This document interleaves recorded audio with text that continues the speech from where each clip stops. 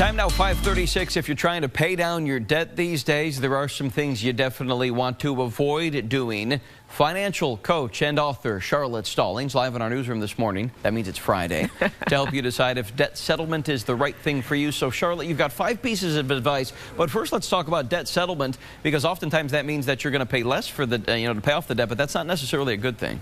Not necessarily a good thing at all. You're absolutely right, Chris. So seek out every option that you can before pursuing this, because it can have some negative ramifications for you. So Charlotte, your first piece of advice: don't wait, be proactive. Yeah, you want to jump right in there. You know what? Don't wait till there's a charge-off that's happening. You want to be proactive. Call your creditors. It could create some creative options for you, and it can help to salvage your credit report and your credit rating. So don't wait. Go right in and get ahead of things.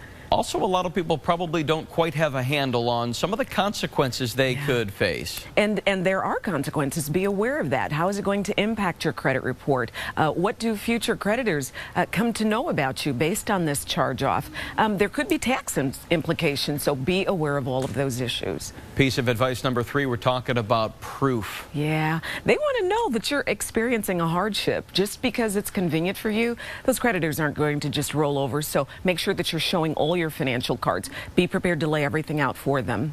So they're just not going to take your word for it. You're going to actually have to show them some paperwork. A little bit of paperwork, right. Tip number 4, don't make a promise that you can't keep. Yeah, you know what? Don't set those payments so high that you're not going to be able to make them.